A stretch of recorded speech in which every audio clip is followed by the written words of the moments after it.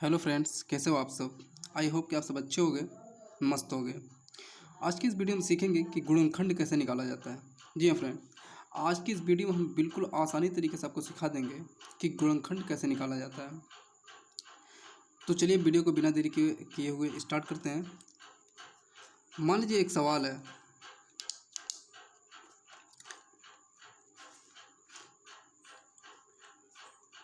Four x square plus 13x plus 10।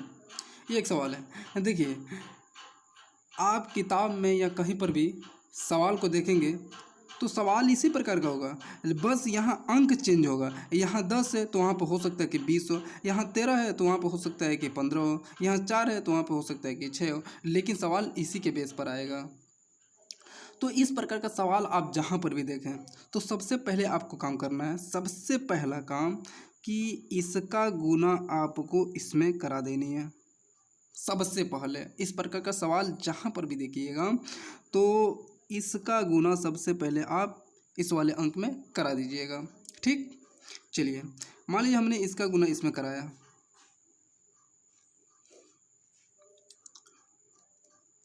4 into 10 is equal to कितना हो गया, 40। अब इतना काम करने के बाद से सबसे पहले हमको ये देखना है कि ऐसी संख्या खोजनी है जिसका गुना करें तो 40 है और उसको जोड़ें तो ये 13 आना चाहिए। मतलब कि कोई हमको ऐसी संख्या ढूंढनी है जिसका गुणा करे तो 40 है और उसको जोड़ तो 13 है।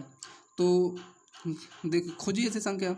मान लीजिए हम 2 का गुणा 20 में करते हैं, तो 2 का गुणा 20 में करेंगे तो 20 दूना 40, 40 तो आ जा रहा है, लेकिन ज़रा 20 को 2 में जोड़िएगा, 20 को 2 में जोड़ेंगे तो 22 होगा।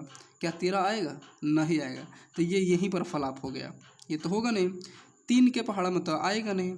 4 के पहाड़ा में देखते हैं, 4 और 32, 4 धाम में 40। चलिए 4 का पहाड़ा अगर हम मान लीजिए हम पढ़ते हैं 4 का पहाड़ा 10 बार, तो 4 धाम में 40। चलिए 40 तो इसमें भी आ रहा है, लेकिन 10 और 4 जोड़िएगा, क्या 13 आ रहा है? नहीं। 10 और 4 को जोड़ेंगे तो 14 आएगा, यानी कि ये भी फ्लॉप हो गया, ये भी नहीं होगा। अब 5 का पहाड़ा पढ़ते हैं। यदि 5 का पहाड़ हम 8 बार पढ़ें तो 5 वट है 40। 5 के पहाड़ में तो 40 आ जाएगा, और 5 और 8 को जरा जोड़िएगा, 8 5 13, 13 भी आ जा रहा है, यानी कि ये सही होगा।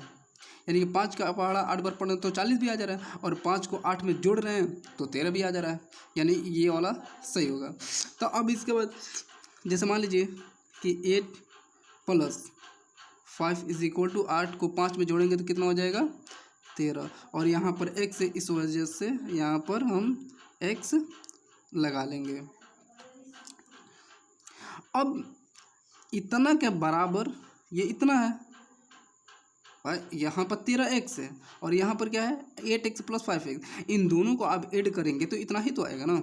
8 और 5 जब जोड़ेंगे तो 13 होगा, और यहाँ पर भी 13 ही है। ऐसे समझिए, जैसे जैसे मान लीजिए कि यहाँ पर 5 है, 5 और उसके बाद से 3 है इज इक्वल टू 8।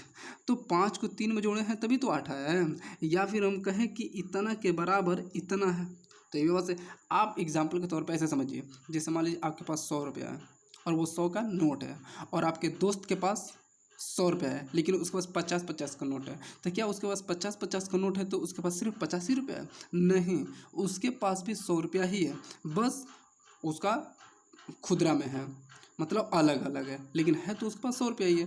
तो उसी प्रकार ये 8 है, ये भी 8 ही है, बस इसको तोड़ कर लिखा गया है। इसको भी एक पास करेंगे, जोड़ेंगे तो इतना ही आएगा।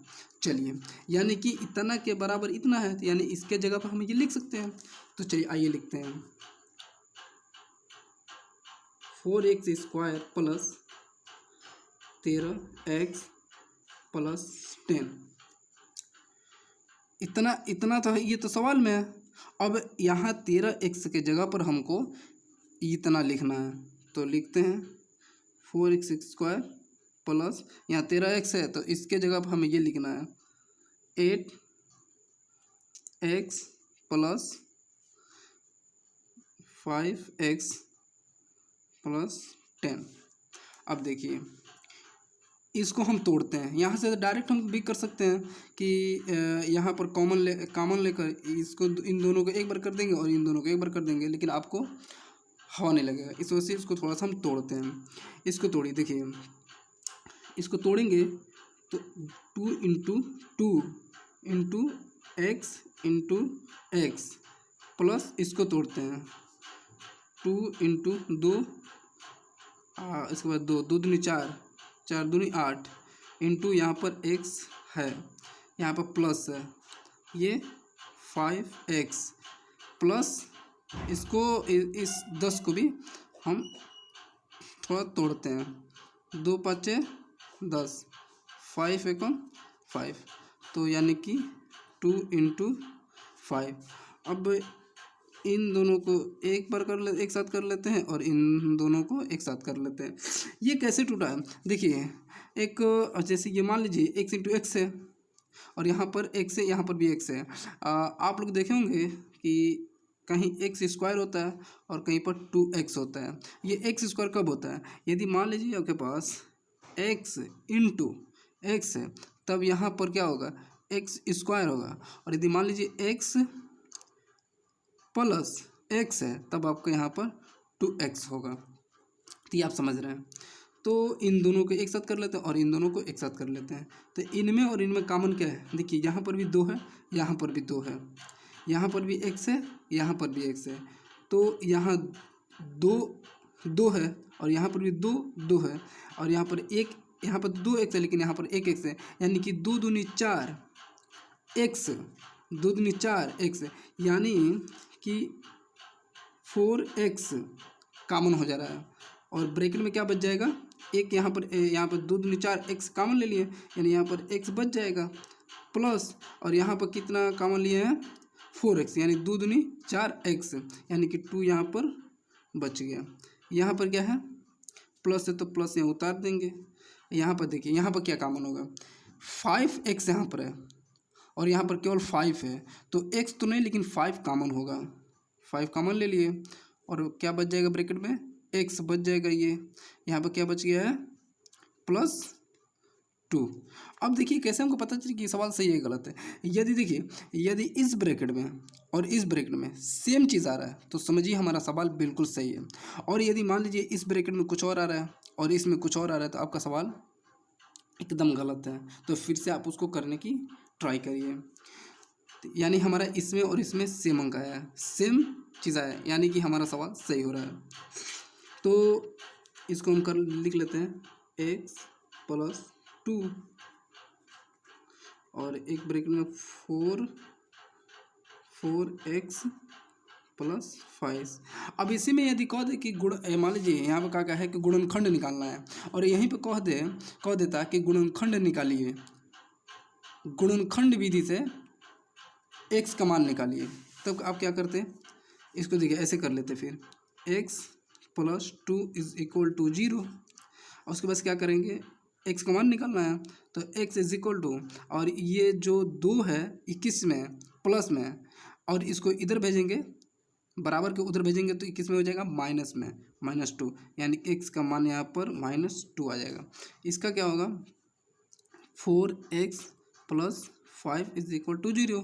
यहाँ पर भी हमको x का मान निकालना है तो 4x इज इक्वल टू, इसको इधर भेजेंगे तो -5 हो जाएगा, और यहाँ पर x का मान निकालना है, इस वजह से हमें x और ये -5 बचा है और ये गुणे में है तो इधर जाएगा तो भाग में हो जाएगा, यानी कि 4, ये यहाँ पर ये x का मान हुआ।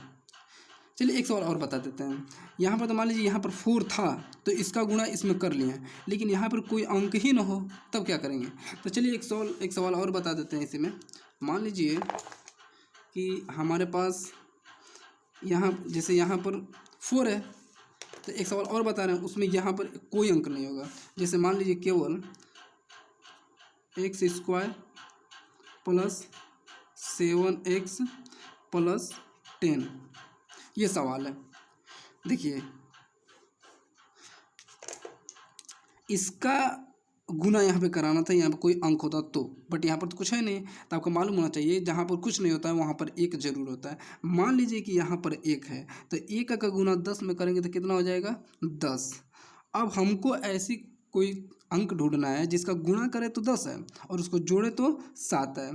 तो मान लीजिए हम 5 का पहाड़ा 2 बार पढ़ रहे हैं, तो 5 दूनी 10 आ गया, और 5 को 2 में जोड़ेंगे तो 7 आ जाएगा, यानी कि ये परफेक्ट है।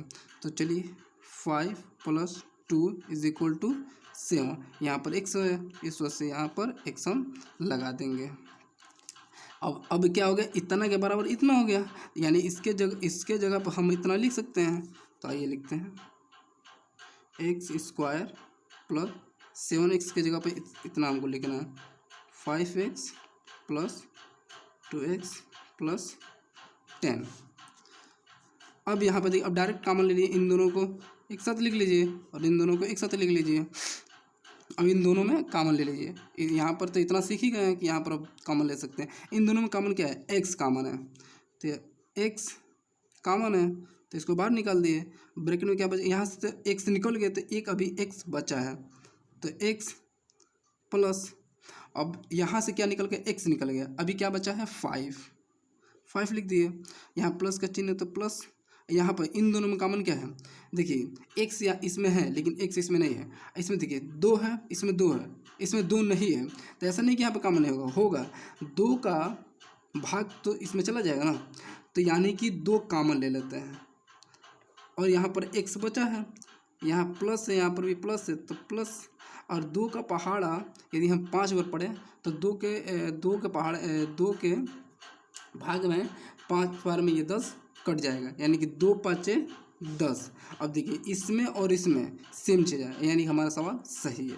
इसको लिख लेते हैं x + 5 और एक ब्रैकेट में हो जाएगा x + 2। यदि यहीं पर कह देता कि x का मान निकालिए गुणनखंड विधि द्वारा, तो हमारा हो जाएगा x + 5 = 0, तो यानी कि x - 5, ये हमारा x का मान हो जाएगा।